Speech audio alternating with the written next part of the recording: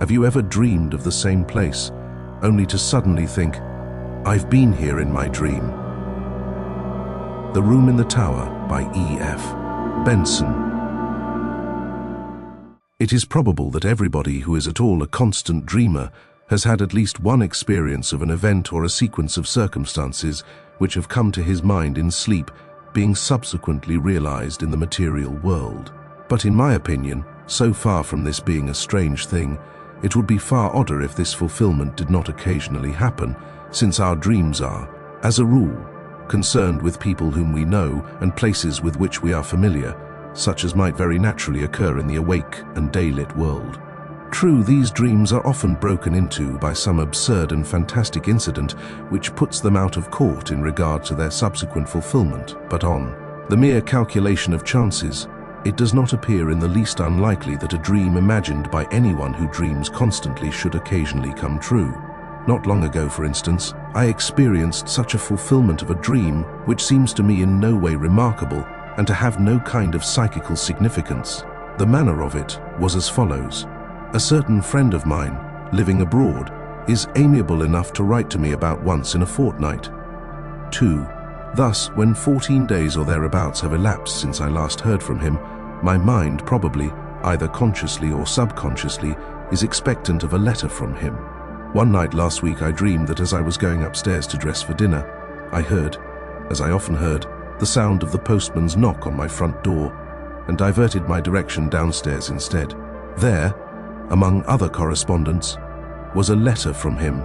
Thereafter the fantastic entered, for on opening it I found inside the ace of diamonds, and scribbled across it in his well-known handwriting, "I am sending you this for safe custody, as you know it is running an unreasonable risk to keep aces in Italy." The next evening, I was just preparing to go upstairs to dress, when I heard the postman's knock, and did precisely as I had done in my dream.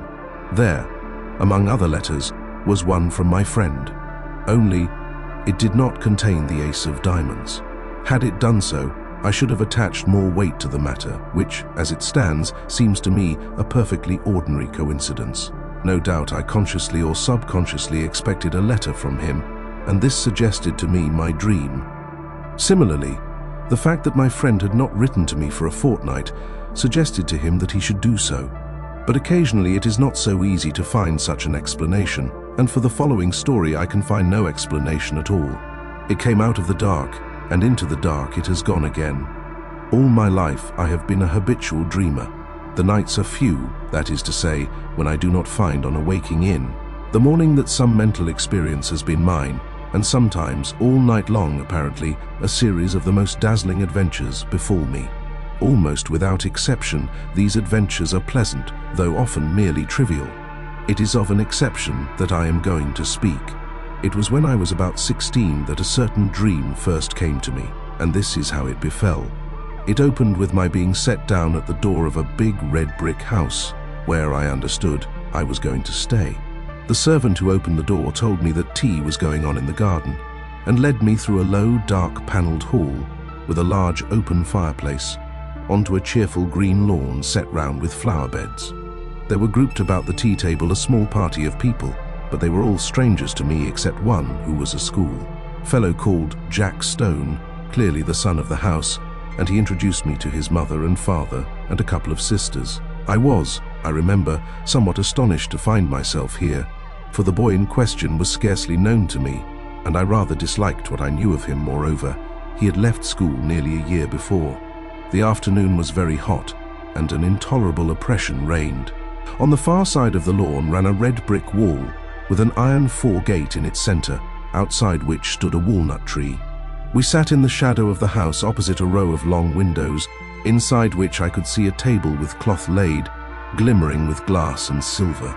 This garden front of the house was very long, and at one end of it stood a tower of 3 stories, which looked to me much older than the rest of the building. Before long, Mrs. Stone, who, like the rest of the party, had sat in absolute silence, said to me, "Jack will show you your room. I have given you the room in the tower."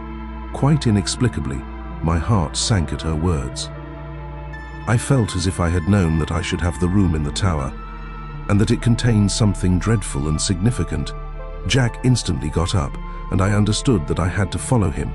In silence, we passed through the hall and mounted a great oak staircase with many corners, and arrived at a small landing with 2 doors set in it. He pushed one of these open for me to enter, and without coming in himself, closed it behind me. Then I knew that my conjecture had been right.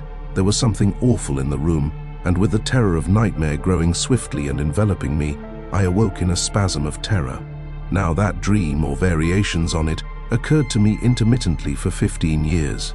Most often it came in exactly this form: the arrival, the tea laid out on the lawn, the deadly silence succeeded by that 1-5 deadly sentence, the mounting with Jack, Stone up to the room in the tower where horror dwelt, and it always came to a close in the nightmare of terror at that which was in the room, though I never saw what it was.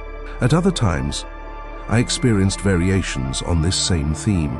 Occasionally, for instance, we would be sitting at dinner in the dining room, into the windows of which I had looked on the first night, when the dream of this house visited me, but wherever we were, there was the same silence, the same sense of dreadful oppression and foreboding.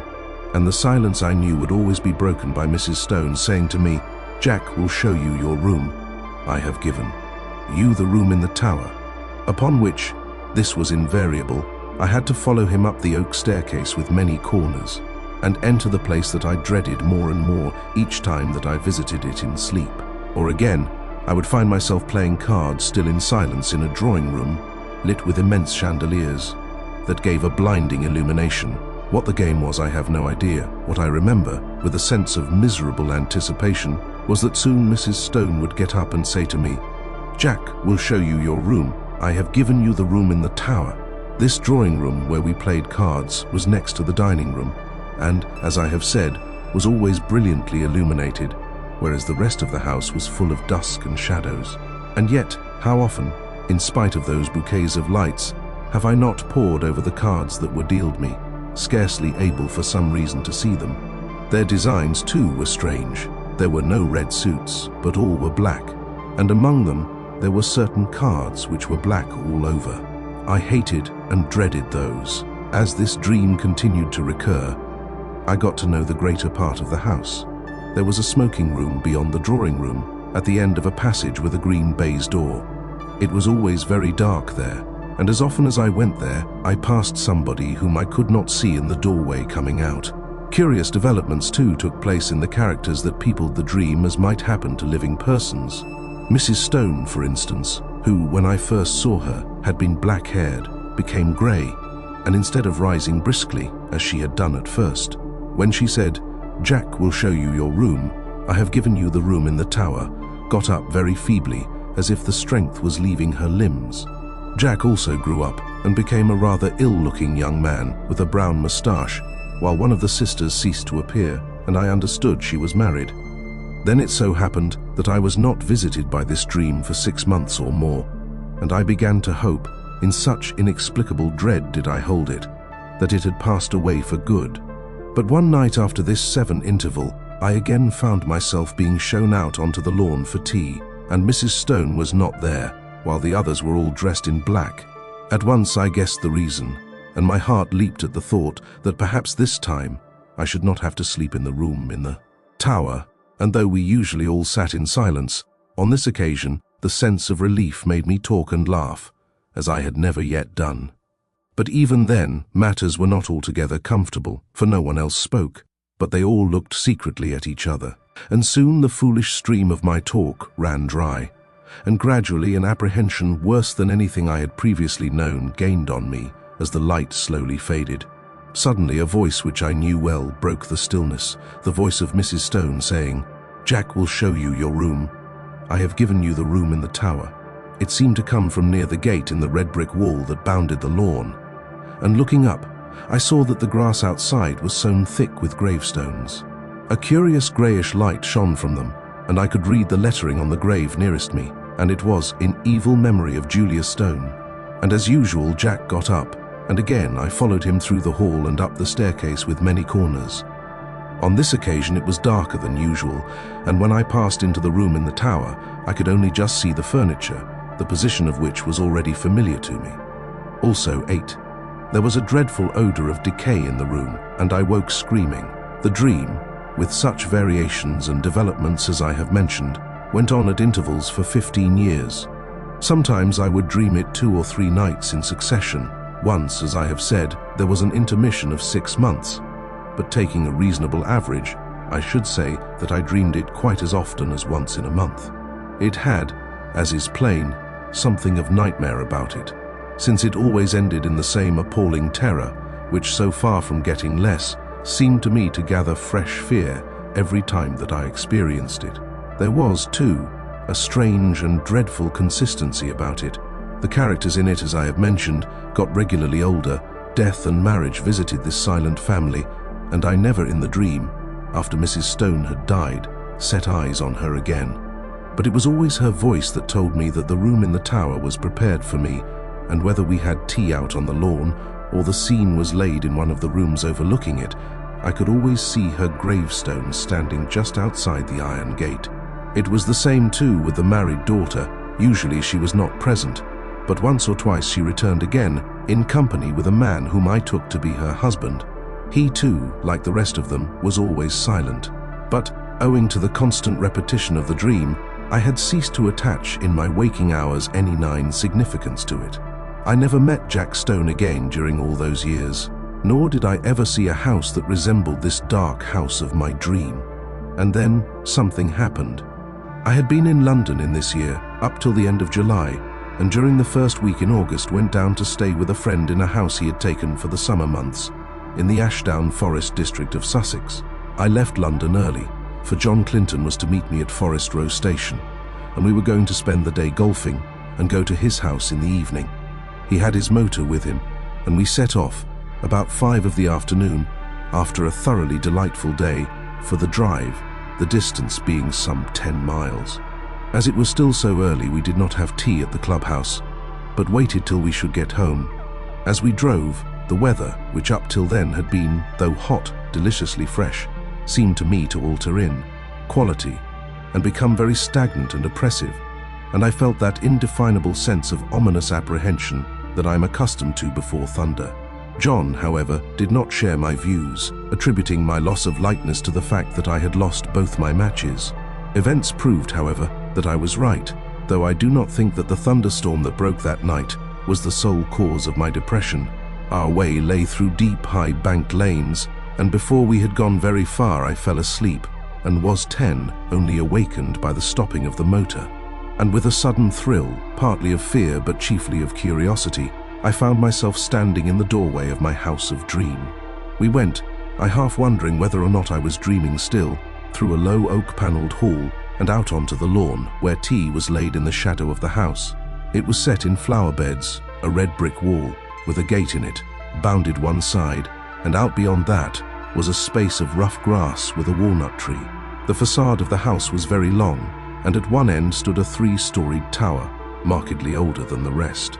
Here, for the moment, all resemblance to the repeated dreams ceased. There was no silent and somehow terrible family, but a large assembly of exceedingly cheerful persons, all of whom were known to me. And in spite of the horror with which the dream itself had always filled me, I felt nothing of it now that the scene of it was thus reproduced before me. But I felt the intensest curiosity as to what was going to happen. Tea pursued its cheerful course, and before long, Mrs. Clinton got up, and at that moment I think I knew what she was going to say. She spoke to me, and what she said was, "Jack will show you your room. I have given you the room in the tower." At that, for half a second, the horror of the dream took hold of me again, but it quickly passed, and 11. Again I felt nothing more than the most intense curiosity. It was not very long before it was amply satisfied. John turned to me. "Right up at the top of the house," he said, "but I think you'll be comfortable. We're absolutely full up. Would you like to go and see it now?" By Jove, I believe that you are right, and that we are going to have a thunderstorm. How dark it has become. I got up and followed him. We passed through the hall and up the perfectly familiar staircase. Then he opened the door, and I went in. And at that moment, sheer unreasoning terror again possessed me. I did not know for certain what I feared. I simply feared. Then, like a sudden recollection, when one remembers a name which has long escaped the memory, I knew what I feared. I feared Mrs. Stone, whose grave with the sinister inscription, "In evil memory," I had so often seen in my dream, just beyond the lawn which lay below my window. And then once more the fear passed so completely that I wondered what there was to fear, and I found myself sober and quiet and sane, in the room in the tower, the name of which I had so often heard in my dream, and the scene of which was so familiar. I looked round it with a certain sense of proprietorship, and found that nothing had been changed from 12, the dreaming nights in which I knew it so well. Just to the left of the door was the bed, lengthways along the wall, with the head of it in the angle. In a line with it was the fireplace and a small bookcase. Opposite the door, the outer wall was pierced by 2 lattice-paned windows, between which stood the dressing table, while ranged along the 4th wall was the washing stand and a big cupboard. My luggage had already been unpacked, for the furniture of dressing and undressing lay orderly on the washstand and toilet table, while my dinner clothes were spread out on the coverlet of the bed. And then, with a sudden start of unexplained dismay, I saw that there were 2 rather conspicuous objects which I had not seen before in my dreams. One, a life-sized oil painting of Mrs. Stone, the other a black and white sketch of Jack Stone, representing him as he had appeared to me only a week before in the last of the series of these repeated dreams, a rather secret and evil-looking man of about 30. His picture hung between the windows, looking straight across the room to the other portrait, which hung at the side of the bed. At that, I looked next, and as I looked, I felt once more the horror of nightmare seize me. It represented Mrs. Stone, as I had seen her last in my dreams, old and withered and white-haired, but in spite of the evident feebleness of body, a dreadful exuberance and vitality shone through the envelope of flesh, an exuberance wholly malign, a 13 vitality that foamed and frothed with unimaginable evil. Evil beamed from the narrow, leering eyes. It laughed in the demon-like mouth. The whole face was instinct with some secret and appalling mirth. The hands, clasped together on the knee, seemed shaking with suppressed and nameless glee. Then I saw also that it was signed in the left-hand bottom corner, and wondering who the artist could be, I looked more closely and read the inscription, "Julia Stone by Julia Stone." There came a tap at the door, and John Clinton entered. "Got everything you want?" he asked. "Rather more than I want," said I, pointing to the picture. He laughed. "Hard-featured old lady," he said. "By herself too, I remember. Anyhow, she can't have flattered herself much." "But don't you see," said I, "it's scarcely a human face at all. It's the face of some witch, of some devil." He looked at it more closely. "Yes, it isn't very pleasant," he said. "Scarcely a bedside manner, eh? Yes, I can imagine getting the nightmare if I went to sleep with that close by my bed. I'll have it taken down if you like."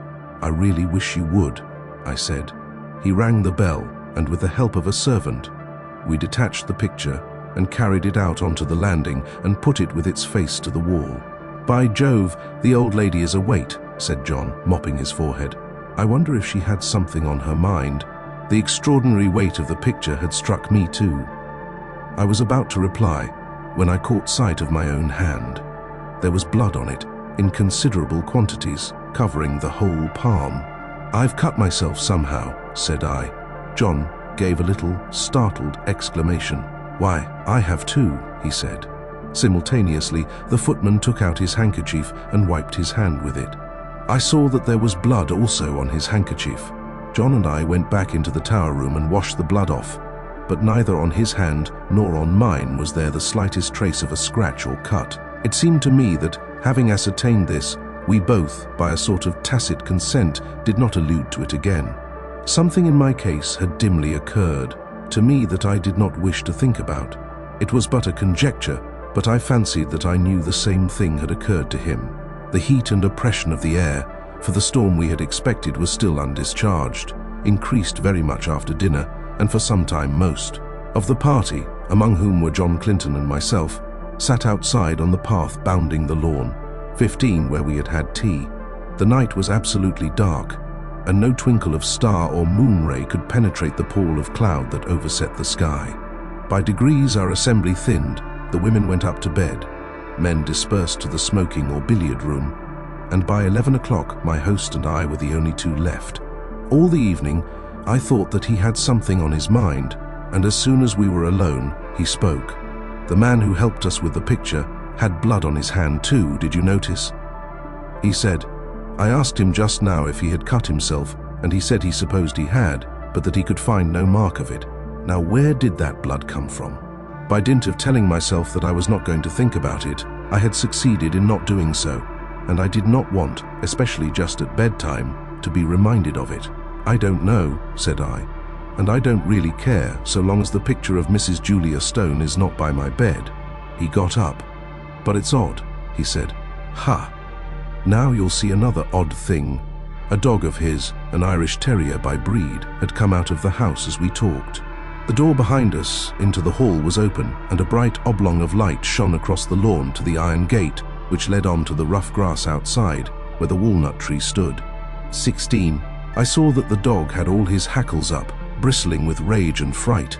His lips were curled back from his teeth, as if he was ready to spring at something, and he was growling to himself. He took not the slightest notice of his master or me, but stiffly and tensely walked across the grass to the iron gate. There he stood for a moment, looking through the bars and still growling. Then of a sudden his courage seemed to desert him. He gave one long howl and scuttled back to the house with a curious crouching sort of movement. He does that half a dozen times a day, said John. He sees something which he both hates and fears. I walked to the gate and looked over it. Something was moving on the grass outside, and soon a sound which I could not instantly identify came to my ears. Then I remembered what it was. It was the purring of a cat. I lit a match and saw the purrer, a big blue Persian, walking round and round in a little circle just outside the gate, stepping high and ecstatically, with tail carried aloft like a banner. Its eyes were bright and shining, and every now and then it put its head down and sniffed at the grass. I laughed. The end of that mystery, I am afraid, I said. Here's a large cat having Walpurgis night all alone. Yes, that's Darius, said John.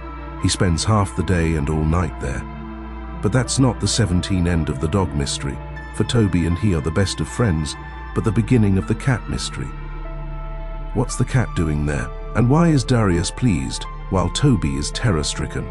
At that moment, I remembered the rather horrible detail of my dreams when I saw through the gate, just where the cat was now, the white tombstone with the sinister inscription. But before I could answer, the rain began, as suddenly and heavily as if a tap had been turned on, and simultaneously the big cat squeezed through the bars of the gate and came leaping across the lawn to the house for shelter. Then it sat in the doorway, looking out eagerly into the dark. It spat and struck at John with its paw as he pushed it in order to close the door. Somehow, with the portrait of Julia Stone in the passage outside, the room in the tower had absolutely no alarm for me, and as I went to bed, feeling very sleepy and heavy, I had nothing more than interest for the curious incident about our bleeding hands and the conduct of the cat and dog. The last thing I looked at before I put out my light was the square, empty space by my bed where the portrait had been. Here the paper was of its original full tint of dark red. Over the rest of the walls it had faded. Then I blew out my candle and instantly fell asleep. My awaking was equally instantaneous, and I sat 18-bolt upright in bed under the impression that some bright light had been flashed in my face, though it was now absolutely pitch dark. I knew exactly where I was, in the room which I had dreaded in dreams, but no horror that I ever felt when asleep approached the fear that now invaded and froze my brain. Immediately after a peal of thunder crackled just above the house, but the probability that it was only a flash of lightning which awoke me gave no reassurance to my galloping heart. Something I knew was in the room with me, and instinctively I put out my right hand, which was nearest the wall, to keep it away, and my hand touched the edge of a picture frame hanging close to me. I sprang out of bed, upsetting the small table that stood by it, and I heard my watch, candle, and matches clatter onto the floor. But for the moment, there was no need of light, for a blinding flash leaped out of the clouds and showed me that by my bed again hung the picture of Mrs. Stone. And instantly the room went into blackness again. But in that flash I saw another thing also, namely a figure that leaned over the end of my bed, watching me. It was dressed in some close-clinging white garment, spotted and stained with mold, and the face was that of the portrait. Overhead, the thunder cracked and roared, and when it ceased and the deathly stillness succeeded, I heard the rustle of movement coming nearer me. 19, and more horrible yet, perceived an odor of corruption and decay. And then a hand was laid on the side of my neck, and close beside my ear I heard quick-taken, eager breathing. Yet I knew that this thing, though it could be perceived by touch, by smell, by eye, and by ear, was still not of this earth, but something that had passed out of the body and had power to make itself manifest. Then a voice, already familiar to me, spoke. "I knew you would come to the room in the tower," it said. "I've been long waiting for you. At last you have come. Tonight I shall feast. Before long we will feast together." And the quick breathing came closer to me. I could feel it on my neck. At that, the terror, which I think had paralyzed me for the moment, gave way to the wild instinct of self-preservation. I hit wildly with both arms, kicking out at the same moment, and heard a little animal squeal, and something soft dropped with a thud beside me. I took a couple of steps forward, nearly tripping up over whatever it was that lay there, and by the merest good luck found the handle of the door. In another second, I ran out on the landing and had banged the door behind me. Almost at the same moment, I heard a door open somewhere below, and John Clinton, candle in hand, came running upstairs. "What is it?" he said. "I sleep just below you, 20, and heard a noise as if, good heavens, there's blood on your shoulder." I stood there, so he told me afterwards, swaying from side to side, white as a sheet, with the mark on my shoulder as if a hand covered with blood had been laid there. "It's in there," I said, pointing. "She, you know. The portrait is in there too, hanging up on the place we took it from." At that, he laughed. "My dear fellow, this is mere nightmare," he said. He pushed by me and opened the door. I standing there simply inert with terror, unable to stop him, unable to move. "Phew! What an awful smell," he said. Then there was silence. He had passed out of my sight behind the open door. Next moment he came out again, as white as myself, and instantly shut it. "Yes, the portrait's there," he said, "and on the floor is a thing spotted with earth, like what they bury people in. Come away, quick, come away." How I got downstairs I hardly know. An awful shuddering and nausea of the spirit rather than of the flesh had seized me, and more than once he had to place my feet upon the steps, while every now and then he cast glances of terror and apprehension up 21 the stairs. But in time we came to his dressing room on the floor below, and there I told him what I have here described. The sequel can be made short. Indeed, some of my readers have perhaps already guessed what it was, if they remember that inexplicable affair of the churchyard at West Forley some 8 years ago, where an attempt was made 3 times to bury the body of a certain woman who had committed suicide. On each occasion, the coffin was found in the course of a few days, again protruding from the ground. After the 3rd attempt, in order that the thing should not be talked about, the body was buried elsewhere in unconsecrated ground. Where it was buried was just outside the iron gate of the garden belonging to the house where this woman had lived. She had committed suicide in a room at the top of the tower in that house. Her name was Julia Stone. Subsequently, the body was again secretly dug up, and the coffin was found to be full of blood. If you like this video, don't forget to like, comment, and subscribe to Nuevi Story. Thanks for listening.